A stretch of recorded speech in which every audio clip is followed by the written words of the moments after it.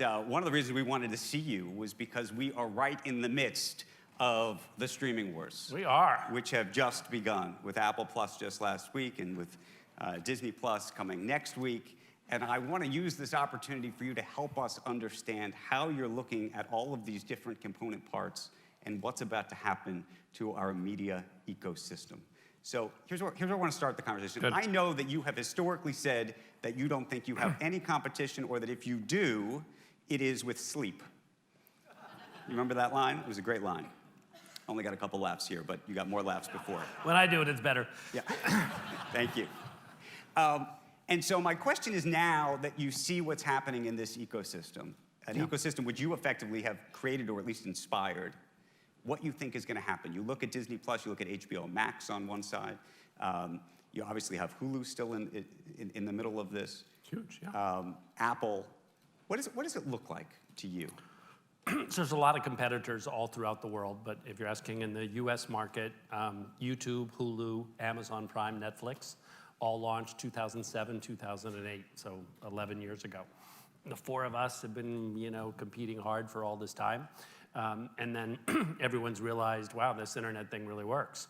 And consumers are enjoying it. And so now all the major media companies are investing in their own services. And it's great for consumers. There'll be some more competition for us, but we've already got a lot of competition. And most of it is people will watch less linear TV and now watch, say, Disney content on the Disney Plus service. So do you think, I guess the real question, though, is, do you think that people are going to make decisions and say, I'm going to either do Disney, or I'm going to do Netflix, or I'm going to do HBO Max, or et cetera? Not in terms of subscribing. People will subscribe to a couple services the way that they subscribe to a couple news services. But then in terms of time, that's the real competition. The tricky thing in this streaming war is, Apple and Disney's not going to break out revenue for the service, and you'll hear some subscriber numbers, but you can just bundle things in, so that's not going to be that relevant. So the real measurement will be time. How do consumers vote with their evenings, and do they end up watching what mix of all the services? So starting in Q1, you'll start to see a breakout of that, like from Nielsen and others. Bob Iger told our own Maureen Dowd, look, no one will ever have a monopoly or mythology or on storytelling, not us, not anybody. What Netflix is doing is making content to support a platform. We, as in Disney, are making content to tell great stories. It's very different. Yeah, I would say we're both trying to please consumers. So, our North Star is, how do we do content? We have The Irishman coming up, we have Two Popes, we have The Crown in a couple weeks, and that's about pleasing our customers.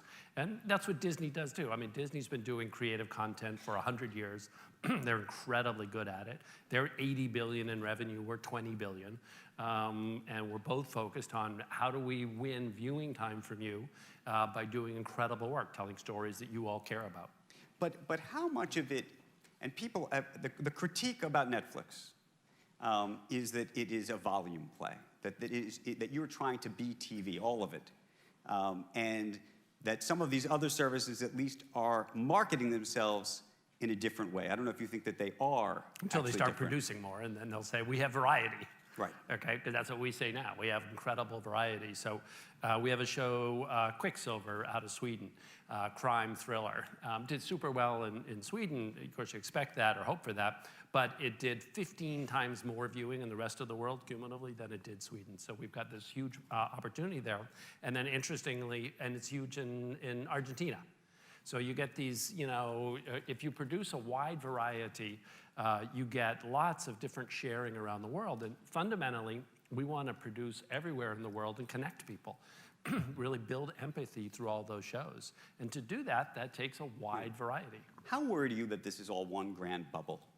And the reason I ask is, you're spending a small fortune to be doing what you're doing. You're taking on debt to do it. Others are spending enormous amounts of money, often either taking on debt or going to at least take on losses, depending on the corporate structure, for quite some time. Well, probably the definition of a bubble is it goes down again. And I don't think subscribers or cumulative media spending is going to go down. So linear TV is a huge both revenue source and time source that's declining. And that's fueling the growth of all of the internet services, including YouTube, including video gaming. You don't think you're going to ultimately have to take down spend? No, we plan on taking spend up quite a bit. We're growing and investing around the world. We've been strong in series. Now we're getting really strong in movies. We want to continue. Big thrust for us, a little bit this year with Klaus is animated. And next year we've got really beginnings of a great animation slate, so we're investing heavily there. Unscripted, we're doing more and more. So, we got a long way to go, especially on a global basis. And that's the thing that I think people underestimate, here in the U.S. is, the U.S. is 5% of the world's people, and 95%, all of those people around the world love entertainment, love television. But there seems to be a massive land grab for talent, both stars themselves. Obviously, Gwyneth Paltrow has been working with you. We just spoke to her. But also for showrunners, you're paying, certain showrunners $300 million, reportedly, to bring them aboard. For multiple years, for multiple shows. We're still not doing the very biggest movies, the $500 million kind of movies. So, there's ways to go. In TV, we're Do you think you will? Up. I think we'll continue to push the edge in entertainment as we get more distribution. We want to have content and stories that people feel is unusual, something they haven't seen before. So we do a lot that's very economical and tells an amazing story. Others that has incredible special effects. Pricing question for you. So now that there's all this competition, one of the amazing things about Netflix and so many of these services, and you've long been a pioneer in this, is to say, you can cancel anytime you want. Sure. Right? And one of the things that Disney's doing is trying to elongate that. So they're actually, if you want, you can subscribe for a year. I think in some cases you can subscribe to 3 years. Do you see long-term people being able to cancel as quickly as they can? The reason I ask is there's so many people who say, I love, name a series that's on Netflix. I'll binge it, or I'll watch 5 series this month, and then I'll switch it off, and I'll go over to HBO Max, and I'll switch that off 2 months later, and I'll go to the next place. There's lots of ways over time, different tiering, different times to tune the commercialization. But again, really what we focus on is how do we have a service people want more of the time? So we don't focus on how to lock them in. We focus on how to attract people, how to have, so that, we want you, anytime you want to relax, you're in front of the TV and you think, do I turn on the cable, linear TV? Do I turn on YouTube? Do I turn on Netflix? And we want you to choose Netflix because you're in the middle of a great show, because you're going to find more, because there's great titles. So that's the main focus. You've also talked a lot about YouTube over time, and also the idea of mobile. And I've heard you make some hints, more and more comments about mobile, meaning people watching on their phone. Jeffrey Katzenberg is launching Quibi next year. Do you think people are going to watch meaningfully, and you probably get some of the data already, watch meaningfully on mobile? And do you think that the format ultimately has to change to do that? 30-year-old plus mostly watch on TV, but younger people are growing up, watching a lot on mobile. And the question is, as they get more wealth, as they get a house, do they get a big screen TV and then they switch over like everybody else, or do they stay very mobile focused? And that's unclear. But most of our viewing's on TV today. Are you long Quibi? I don't have Quibi. When's Quibi coming out? Next year sometime, right? Next. You're not focused on it, clearly. Disney's been, those are great guys, but, Disney's an amazing company, and I think they're going to have great success. Is that the one you worry about today? I'm not saying we worry about it. We admire them. I'll subscribe. They've got great shows. It's, they're a wonderful competitor because they really understand creativity. We learn, we observe, we watch them. We admire the heck out of them. What about Apple? There's a bunch of tech companies that are in entertainment, but I think, Disney's the one that we really have the most to learn from in terms of entertainment. That's a polite way of saying, have you seen the morning show yet? I haven't. Would you watch it? Is that on your, yeah, is that on your list? I watch. Do you keep a list? No, I don't keep a list except on Netflix, but I'll watch other shows. So like Amazon has Fleabag, and I like that show.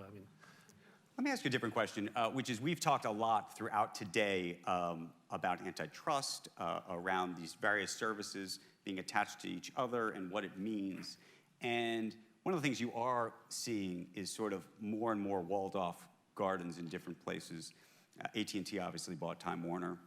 HBO Max is going to have a huge leg up to the extent it does, in part because of that. There's issues now, obviously, about 2 years ago now, I want to say, on Apple. You stopped accepting Apple Pay.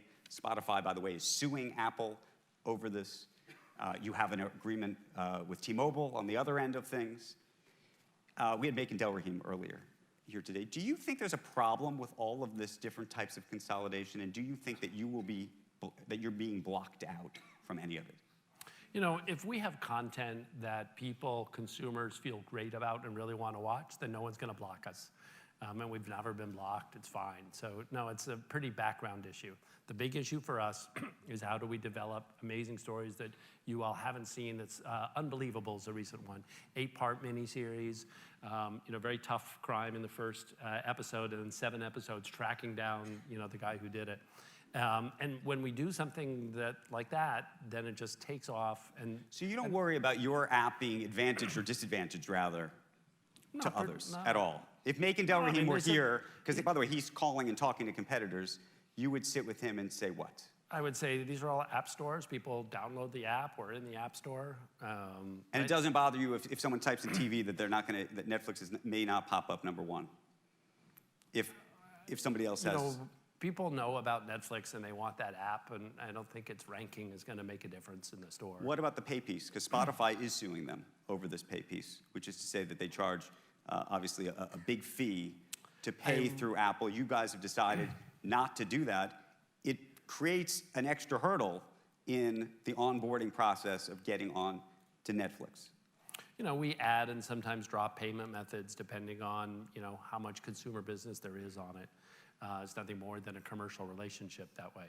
But do you? I guess my question is: the connections, these connections of distributors connecting with content? It might be like in mobile, you've got 2 ecosystems, right? So it's pretty small. But when you talk about television, where most of our viewing is, it's a very wide range of platforms.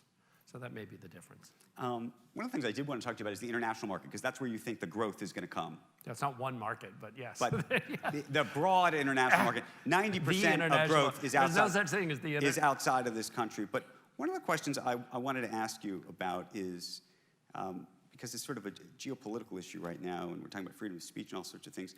Do you think that, Hollywood for a very long time was about, there was a view that we were exporting our values around the world. And how much do you think about Netflix now in that context, about exporting our values? Or do you think that as you become a more and more international company, as opposed to a domestic company, that will change either the responsibilities or the way you think about it? I think about it as mutual sharing.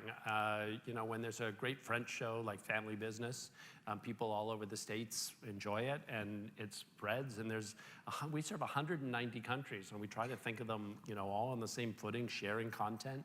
And entertainment does have a magical property of building empathy, and it allows you to connect across social class, racial group, nationality, all kinds of things, and to experience people's lives that you don't normally see. And that's the power of it. So just think of it as very multilateral rather than like US exporting. So the reason I ask is you have a comedian, Hassan Minhaj, who's got a great show, but he made some very critical comments, as you know very well, about MBS in Saudi Arabia. And Saudi Arabia sent you a letter and said, you have to take this episode down. Yeah. And you did. Yeah. Why? Well, we're not in the news business. We're not trying to do truth to power. We're trying to entertain. And we can pick fights with governments about newsy topics, or we can say, because the Saudi government allows us to have shows like Sex Education that show a very liberal lifestyle and, very provocative and important topics. And so we can accomplish a lot more by being entertainment and influencing, a global conversation about how people live than trying to be another news channel. Okay, but let me read you something. This is actually from an op-ed in the New York Times. By making the episode unavailable in Saudi Arabia, Netflix has become complicit in pervasive censorship that artists, entertainers, journalists, and regular citizens have long had to deal with in the Middle East. What do you think of that? Well, I think the New York Times wrote it. I mean, you guys are a truth to power brand. That's what you stand for. So it would be terrible for you guys to. We're an entertainment brand. And so we don't feel bad about that at all. What we want to do is create room for all of our entertainment to be able to be seen around the world. But let me ask you a question. You have taken political positions in the United States. So I'm thinking of what's taken place in Georgia, for example, with with pulling out of Georgia. Yeah, I mean, I think no one likes foreign interference. So in the US, we are a US company, so we can be a participant in that. That's a lot different than us being a participant in, say, the French election or the British election or that kind of thing. But I guess the question is, though, do you feel a responsibility? If Saudi came to you and said, look, you got to take down half the shows, no, then what happens? If they came to us and said, you can't have gay content, we wouldn't do that. We would not comply with that. The thing was, this was a truth to power. Hassan's, enormously funny, interesting, and he's, one more fairly quite justified critique of MBS, but that's just like not our core brand. That's a news kind of thing, and it's tough. If you want to be a news brand, then you have a different set of things that you do. And if you want to be an entertainment brand, and it's really about sharing lifestyles, then you do have to draw hard lines, but they're around things that are around lifestyle, not around, the current news. Okay, I'm going to try to open up to questions in just a minute, but I have a couple of more questions that relate just a couple things in the headlines. So there has been a headline, a report, that you are considering or are starting to test the idea of allowing people to put their play button on sort of a super speed, 1.5 or 2 times as fast. So this is not a true fast forward, but close to it. And it has caused a lot of consternation, as you know, among artists in Hollywood. I want to read to you what Aaron Paul, the actor from Breaking Bad, who was just in your fabulous new film, wrote, "Stop. As the person talked about in this article, I need to speak out. There is no way Netflix will move forward with this. That would mean they are completely taking control of everyone's art and destroying it. Netflix is far better than that. Am I right? Question mark." Well, Aaron is right in that our job is to have both creators and consumers feel excited about Netflix, and both are important audiences. And so sometimes we do things like play next episode over the credits, or a long time ago it was watching a movie on a mobile phone. That was seen as like a terrible thing. How can you let my art be seen on a mobile phone? But we have to balance both of those constituencies, and they're both very important.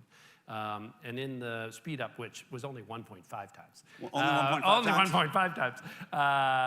It's an experiment. We're always doing experiments to try to see, do consumers even care about that? And to the degree that consumers cared a lot, then we would go talk with creators and see, what are the use cases? Obviously, things like DVD players have had functionality like this a long time, but we do care about creators and the creative intent and vision, but we also care about consumers. And so that leads us to do things like when you watch a series and you can go skip intro, on the second subsequent of an episode. People like that a lot. Not all creators like it. Let me ask you a different question that relates to theaters, because this has been a big debate for a very long time. The Irishman is playing, by the way, right near here, locally. Yeah. But there was an effort to try to bring The Irishman, from what I understand, to theaters around the country. And this idea of a window, I think they wanted a 60-day window. This is the theaters. You wanted less than that, I think 45 or 30 days or even 20 days. Why don't you just buy your own theaters at this point? Well, you could buy a theater or two, but we're not in the business of theaters. We're in the business of pleasing our members on a global basis. And so when we produce a great film like Two Popes or Marriage Story or Irishman, we want to get it out to our members. And that's what really drives us. And again, personally, we love theaters. I watch a lot of movies in theaters. It's a different experience. It's nice to have a crowd, especially when it's a comedy or horror, like that scare thing, if you got a good audience. So we don't mind theaters, and really, we're fine with theaters. It's just that they want an exclusive window, which would delay our release on Netflix. So that's the one, if theaters want to carry Netflix films once they're on Netflix because people want to go out for the group experience, that's great. Do you think long term you'll ever get to a meeting of the minds with the theaters? It really depends on the theaters. I think we're clear that we're in the pleasing our members business, and that's what we're going to focus on. And again, if they want to carry, like last year, this was Roma, right. And after Roma went on Netflix, there was still a big theatrical interest and people going. So I think as the windows, go away, then they're welcome to carry. Because again, sometimes you want a group experience. And remember, what happens here is the internet was bad for bookstores. It was tough on newspapers. It's bad for video stores. But it's been really good for restaurants. Like, restaurant business is bigger than it's ever been. Makes it more convenient. And theaters are more like that. It's a going out experience. And so I think it'll turn out that the internet, like being able to reserve a seat and a ticket and all those things, is going to help the theatrical business grow. But again, we're really just focused on our members. Okay, let's bring the lights up. I see Rich Greenfield there. I know Matt Blank, formerly of Showtime, is here. There's so many people here that I know have questions, and I want to make sure that they get a chance on goal here. Rich, let's get Rich your microphone right here. Thanks, Andrew. So, Reed, there's been several times throughout Netflix's history where investors have feared that you were past your peak in terms of growing global subscriber count. Kind of the fear that you're now on the downhill with 2019 set to be lower than 2018. Is this a permanent downhill, or are we on the downhill slope, or can you reverse that and start growing again on a global basis in 2020 and beyond? We're going to try to do the absolute best content that we can. And ultimately, what that does is draw in more subscribers, whether it's more or less than last year or next year. It's hard to tell. But again, think of it as all of linear TV over the next 5 to 15 years is going to move to the internet. So you've got a very large movement on a global basis. And that should allow us to build a very large subscriber base, which is what we're working on. And just to Andrew's point before, how does price play into that? You're experimenting with much lower price points in India and Malaysia. Yes, and in India, we've launched a roughly $3 price point, but the average mobile phone monthly unlimited subscription is $2 a month in India, okay, where we in the US might pay 60 or 80. So there's a big gap of what people are used to paying there. I see Matt Blank there, formerly the CEO of Showtime. Greenlit billions. Now a much bigger role than just Showtime, but go on. Hey, Reed, how What do you are got? you? So first, two things. One is this whole idea of streaming wars, I believe, is a great expression that's been created by the media. There's streaming wars on the new guys. You guys have won. Game over, and we'll see how everybody else does. But something I discussed with Andrew on Squawk Box last week, I'm going to kind of take an inverse view of it here. So say we're sitting here 2 years from now, and Disney has 50 million subscribers.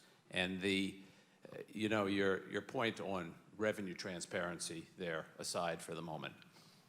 Should the public markets value that part of their business the same way they value Netflix? Gosh, I'm not an expert on valuation. The little dabbling I've done over the last 10 years in stock market, I lose. So, but I would say the way to think about it is many people are going to build successful businesses with streaming, including, I'm sure, Showtime. And so then it's really just a share question, which is what share of viewing are you earning over time? And ultimately, if you have a lot of viewing, you can monetize that either with ads or subscription or some combination. But the key thing is having enough creative energy that you become a destination for content. So I think the way to answer the question is in 2 years, if Disney is winning huge viewing, will they be more valuable than today? And I think the answer is yes. And that's why they're so motivated on that. And I hope that you guys have more viewing also on the internet, because again, it all comes out of linear. And when you can watch billions on demand, it's just so much easier and a bigger audience. I see Neil Berger, the great director, up there. Let's get him a microphone. I thought that you were just saying hello. I thought that was just a wave. Oh, I'm saying hello to you, and you're saying hello as well. I saw some other hands with questions right there in the middle. Hold on a sec. Would you ever go to Hulu has a model where they've got ad supported and they have no ads and you pay more. Would you ever do that? They love the ad supported model. They make more money per person when they are going the ad supported route than when they're going no ads. So they barely advertise that option, in fact. So what are you thinking about that for the future? It's a funny thing because Disney's on the board of Hulu, and Disney then bought Hulu, and yet when they go to launch with Disney Plus, no ads. So, when you've got a lot of insight really into the model, you make certain choices. So we're very comfortable doing no ads like Disney Plus. and we're going to compete on that basis. I see more hands right there. I see, is that Brian Stelter? Brian, the Brian Stelter, who, by the way, does have a great show called The Morning Show on Apple Plus. Some other streaming service. But here's a question that both relates to Andrew and I, both of our jobs. You talk about linear TV declining. It is declining.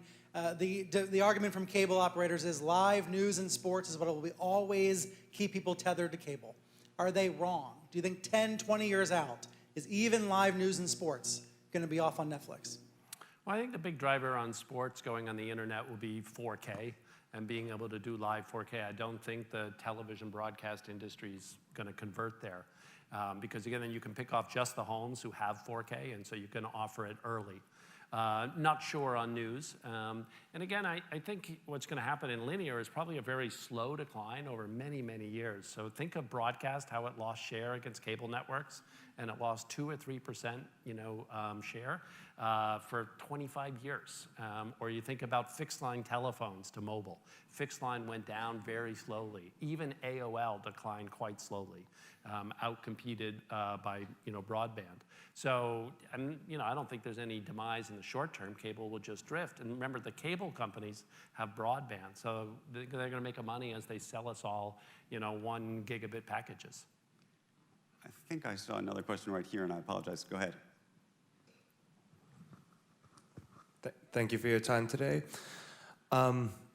So I read an article a few months ago about Fortnite taking Netflix viewership, and Google's launching its gaming streaming platform, Apple's getting into gaming, and I wonder if you see Netflix going beyond its core product into something like a gaming streaming service or individual content creation like Instagram. No, we're really focused on doing incredible series and films and unscripted, but basically in that category. And you're right, there are a lot of other things that people do to entertain themselves, including Fortnite. And the original quote was, "We compete with Fortnite more than HBO," meaning that Fortnite gets a lot more hours of viewing. And ultimately, it's about competing for those hours of viewing. But we don't compete with Fortnite, say, better by doing something like that, because we're not very good at that. We compete by doing the most amazing TV shows you've ever seen, so you put down Fortnite and you come to watch our show, because lots of people watch a mix. And the great thing about the competition with Disney over the next couple decades is that'll raise the bar of the average quality of our movies and series, and then we're both competing with YouTube and TikTok and all these other video gaming services. So, and we have a lot of the same values about what's a great show and how to entertain people. I saw Steve Case over here somewhere. Where was Steve Case? Oh, there you are, Steve. Steve Case is here. I have a question for you, and then jump in. Given that AOL merged with Time Warner, if you were running AT&T, would have you bought it? I have a little PTSD being in this building. We announced the AOL Time Warner merger 20 years ago in January. And first of all, congratulations, Reed. I remember when we talked just before you launched streaming. It's been an amazing run. I tried to recruit Steve onto our board of directors in the late 1990s. Yeah, maybe a little after that. I was probably conflicted at that time. I think you were just not a believer. That's what I remember. But go ahead. Well, I believe the conversation was you're still shipping the disc by mail. I said, I think maybe it should go online. But that's a long time ago. Answer the question, obviously, the idea of the merger of AOL and Time Warner was to do exactly the kind of things that are now happening, Disney Plus, other kinds of things. The company together had all the assets to win. It didn't have the culture, the people, the passion, and kind of the long-term vision. And so I think there'll be a similar challenge in terms of the AT&T Time Warner merger. Okay. Steve Case, thank you. Dylan Byers, you're getting the final question, sir. Can we get Dylan a microphone? Thank you so much. So Reed, I get the impression from your answer to Andrew's earlier question that you're somewhat ambivalent about Quibi, Jeffrey Katzenberg's new enterprise. I guess what I wonder more generally and philosophically speaking is, do you see a viable business in short form content on mobile, as in 5 to 6 minute episodes of premium quality programming, and is that a business that Netflix would ever go into? You know, when I use TikTok, it's like incredibly addictive. So you're going to see so much innovation on mobile. You're going to see things like TikTok. You know, Snap is now doing things. I'm sure there'll be a lot of innovation on that side. For us, we're really focused on what we do well. We've got so much room to go.